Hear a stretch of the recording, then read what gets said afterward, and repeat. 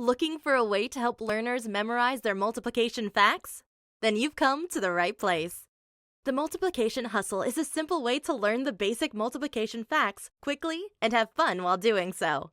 Typically, facts are learned by memorizing the ones, then the twos and threes, and so on. By the time a learner makes it through the tens, there are 100 facts to memorize. That can be overwhelming. The Multiplication Hustle reduces the number of facts to be memorized to only 36. Here's how. Simply teach the rule of multiplication by ones and tens, so those facts don't necessarily need to be memorized. Teach students that switching the order of the numbers to be multiplied produces the same answer, so reverses of numbers can be eliminated as well.